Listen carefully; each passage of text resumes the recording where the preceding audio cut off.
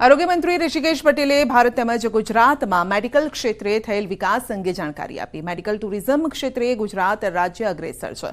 ભારતના ડોક્ટર્સ વૈશ્વિક સ્તરે સારવાર આપવા માટે સક્ષમ છે, તો મેડિકલ ક્ષેત્રે ભારતમાં વેપાર $9 મિલિયન સુધી પહોંચ્યો છે। બીજી તરફ ગુજરાતમાં પણ મેડિકલ ક્ષેત્રે ખૂબ જ સારી કામગીરી થઈ છે અને 2 મિલિયન વિદેશી દર્દીઓ દર વર્ષે ગુજરાતમાં સારવાર લેવા આવે છે। અમદાવાદમાં સિવિલ હોસ્પિટલ કેમ્પસ એશિયાનું સૌથી મોટું કેમ્પસ છે।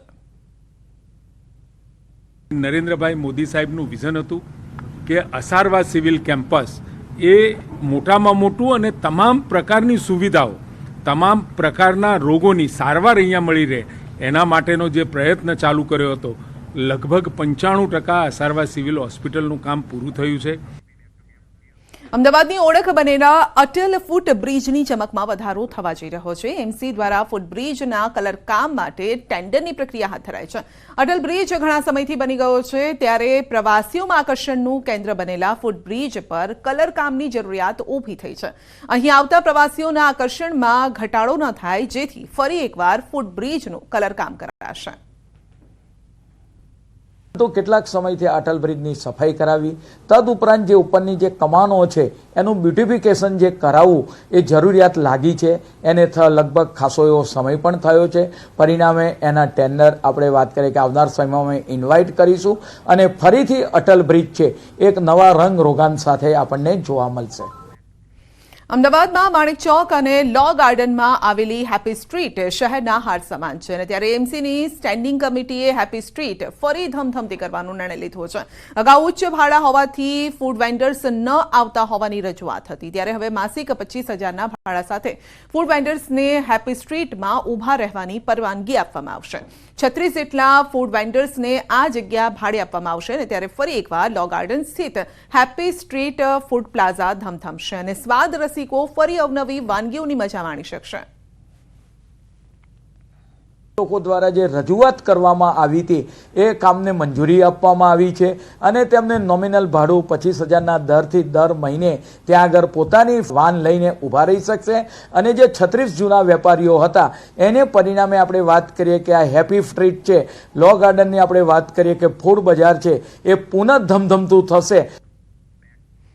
નવસારી જિલ્લાના બિલીમોરામાં અંબિકા નદીના પટમાં ડમ્પિંગ સાઇટ બનાવવામાં આવી છે। પાલિકા દ્વારા બનાવવામાં આવેલી આ ડમ્પિંગ સાઇટ પર વારંવાર આગ લાગવાની ઘટના સામે આવે છે, જેના કારણે આસપાસમાં રહેતા લોકોની સમસ્યામાં પણ વધારો થયો છે।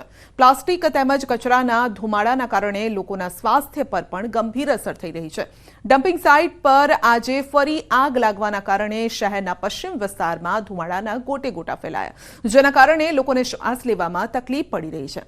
વારંવાર આગ લાગવાના કારણે લોકો ત્રાહિમામ પોકારી ઉઠ્યા છે અને પાલિકામાં અનેક રજૂઆત કરવા છતાં કોઈ નિરાકરણ ન આવતા લોકોમાં ભારે રોષ છે।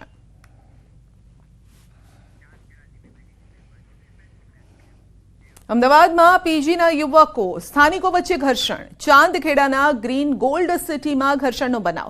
પીજીમાં રહેતા 2 યુવકો અને સ્થાનિક વચ્ચે તકરાર થઈ છે। મોડી રાત્રે પીજીમાં રહેતા યુવકો સાથે મારામારી થઈ।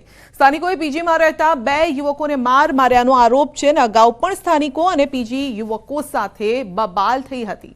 તો બબાલના વિડીયો સામે આવ્યા છે। મારામારીની આ ઘટના જે સામે આવી છે, પીજીમાં રહેતા 2 યુવકોને મારવામાં આવ્યો હતો, તો સ્થાનિકો સાથે બબાલ થઈ હતી। કારણ શું છે તે હજુ જાણવા નથી મળ્યું, પરંતુ આપ દ્રશ્યોમાં જોઈ શકો છો તો લાકડી દંડા વડે મારવામાં આવ્યો છે।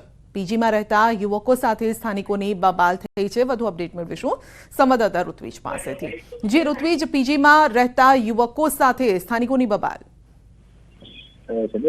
જે બનાવ છે તે બનાવ ચાંદખેડા વિસ્તારનો હોવાનું જાણવા મળી રહ્યું છે। ગત મોડી રાત્રે જ્યારે પીજીમાં રહેતા જે વિદ્યાર્થીઓ હતા તે અને સોસાયટીના સ્થાનિક રહેવાસીઓ વચ્ચે બોલાચાલી થઈ હતી અને ત્યારબાદ જે સોસાયટીના રહેવાસીઓ છે તેમના દ્વારા 2 યુવકો છે તેઓને મારવામાં આવ્યું હતું। સમગ્ર ઘટનાના કેટલાક વિડીયો છે તે પણ વાયરલ થયા હતા, સીસીટીવી ફૂટેજ પણ વાયરલ થયા હતા।